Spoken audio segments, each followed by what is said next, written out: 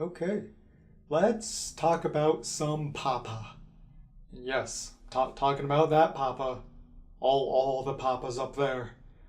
So, totally in Franxx, there's this weird kind of overseen group called Papa, and they kind of have this weird mask design. Don't really know what to make of it, but their meetings are they're kind of just above everyone else, just standing in the sky or sitting. There's like five or six of them, so it's not really one person in particular. So I find that kind of strange. But yeah, they're not completely secluded from everywhere else because as you can see early on, Dr. Franxx himself just goes back and forth pretty regularly, I guess. But they kind of remind me of the Gorosei from One Piece, where there's just kind of like these heads that control all possible decision making of the world. I still can't really figure out their purpose. I think it's to protect the people, but as we see, they don't entirely care about the people as they will just self destruct an entire plantation. Rip Squad 26. Missed you guys. Just sort of execute Order 66.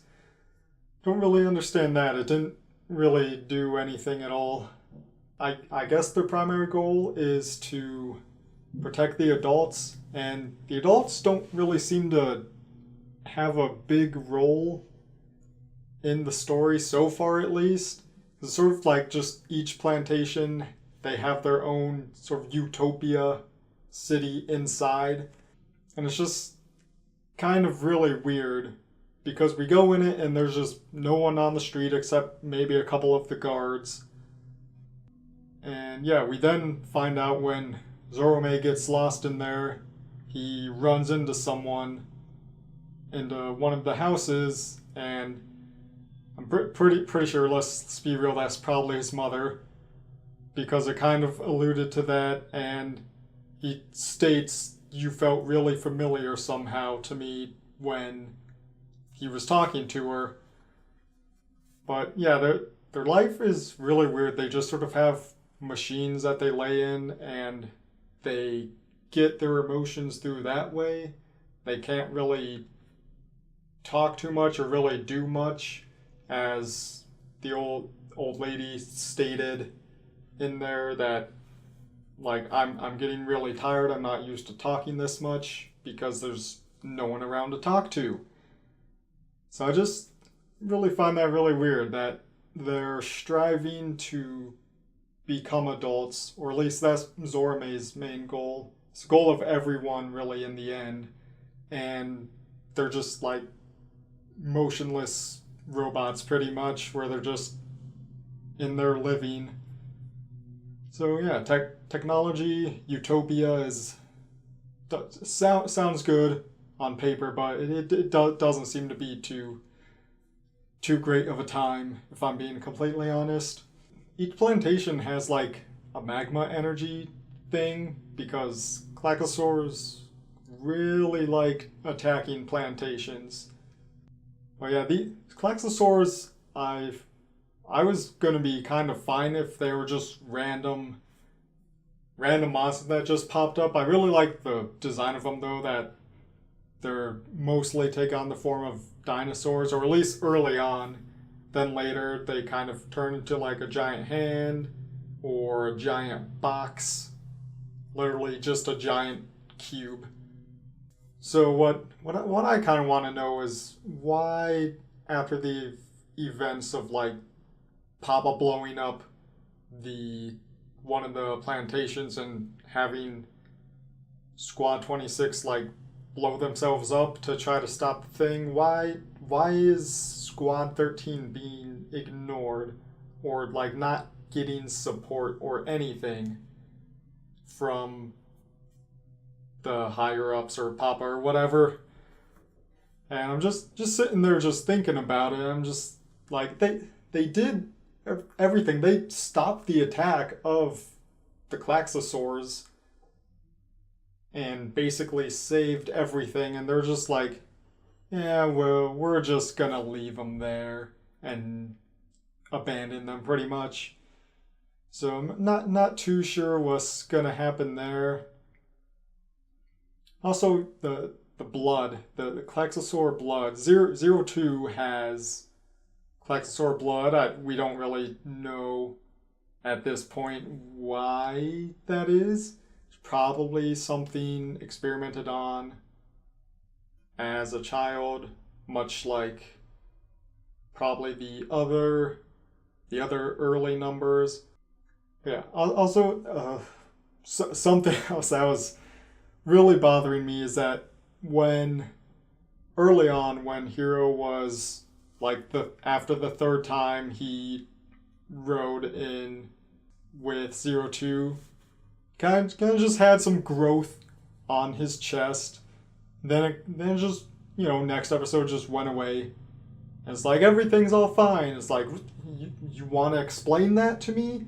How this growth infection all over your chest just magically disappears? Not entirely sure. They kind of explain it by saying Hero also has Klaxosaur blood, but the only way he does is during the flashback when he was with 02, kind of escaping in the snow area for a while.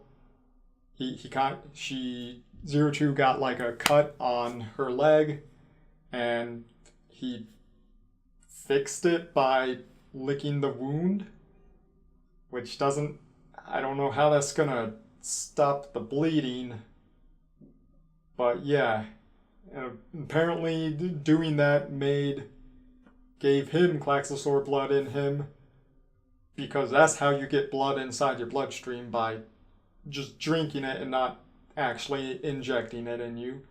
I guess this is a new way of blood transfusion. Why not? That's just a little bit of what I don't understand. Also, kind of the Klaxosaur blood likes to melt clothing, but has no effect on human skin apparently. It just the uniforms they wear, they'll just melt away, and everything will be fine. After seeing the end of episode 16, where it has the really couple-second short scene of just someone in the shadows that kind of seems like the leader of the Klaxosaur, it got me thinking, why early on, kind of just, where are these Klaxosaur coming from? Why are they happening?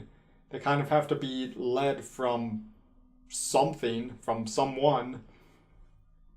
And yeah, I'm guessing that person is the leader of them. Kind of looks like 02 if I'm being completely honest. But yeah, what could this mean?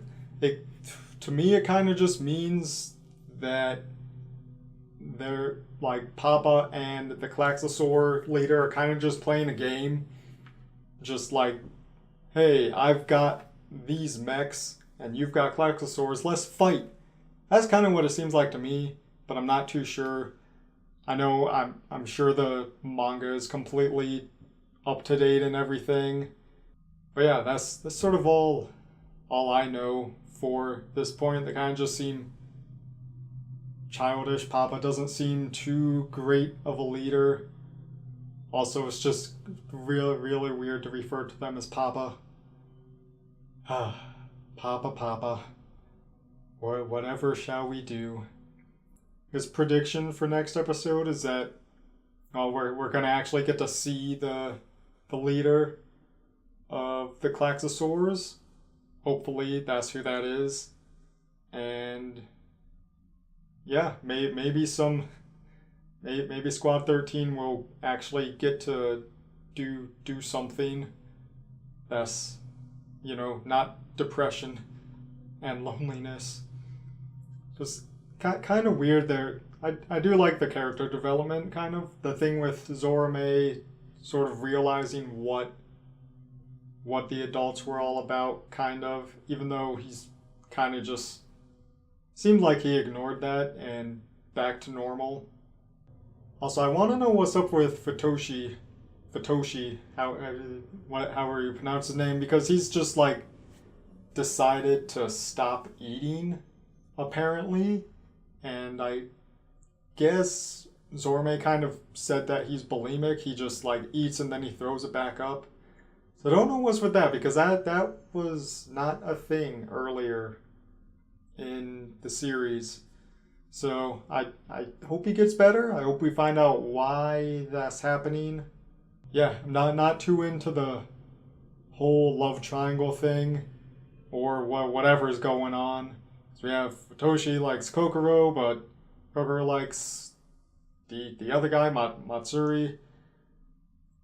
And I'm so confused. And then with Ichigo, Zero Two, Goro, and Hiro, they're just all over the place. Love triangles end poorly for everyone. It never turns out good. Don't do love triangle stuff. It's bad for you. But yeah, I will see you next time, ladies and gentlemen. Goodbye.